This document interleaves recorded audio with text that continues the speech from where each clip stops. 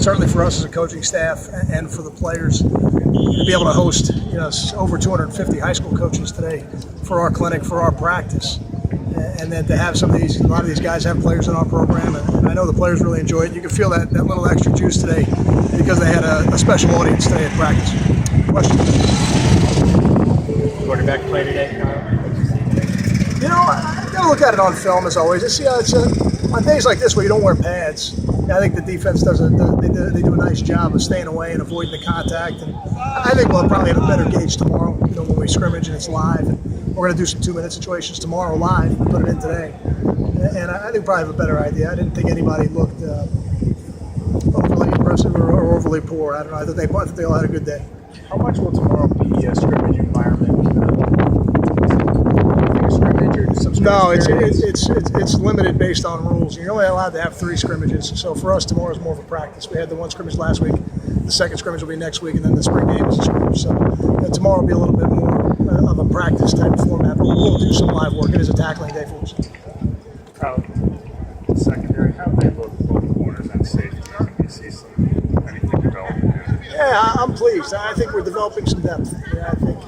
I think Ian's doing a nice job. I think DeLon Stevenson's kind of been doing double duty during the spring here, a little more in corner right now because of depth reasons. I think he's doing a good job. Nadir's been able to come back to us. I see him flash, and even Cam, as a young guy, has flashed at times, which is not an easy thing to do for somebody who's only been on campus for a couple of weeks. So I think we're building some depth there. That's going to be a positive for us. When you look at Ian, can you tell he had a lot of time off, or is he kind of jumped back to where he recovered?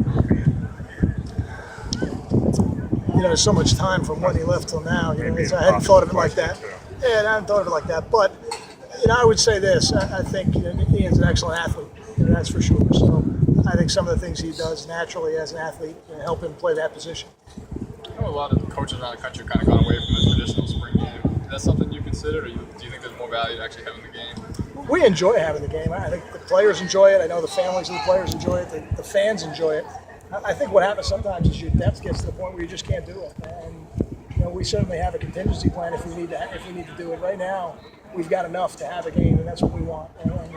But if you have a couple more injuries, turned ankles, and things like that, you have to modify it somehow. And it's not quite the full game that you'd like it to be. You talked about how he's developing this spring. Where is he better? What is he doing better now than he was? I think he's a more complete player now.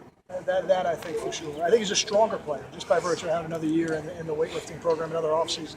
Yeah, I'm really pleased in really every aspect of his play. He's done a good job protecting the football.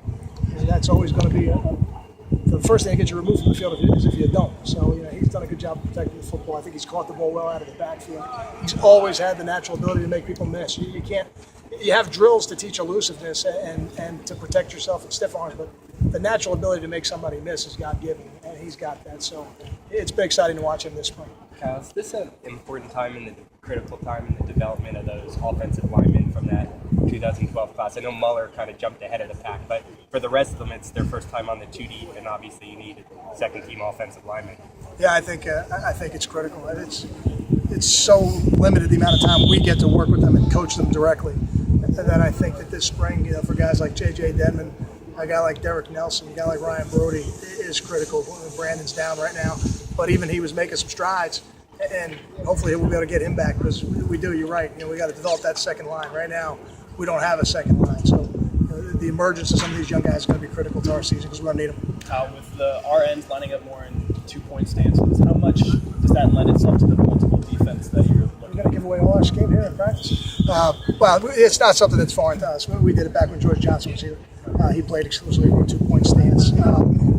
I think it's the better way to go for us. I think it gives that position more flexibility to do the things we're going to ask it to do. It's one of the things we talked about immediately after the season, Coach Rossi and myself. So I'm pleased with the way it looks right now. I think over time it'll be tested, but I know we've got a body of work from back when George was here that it can be done.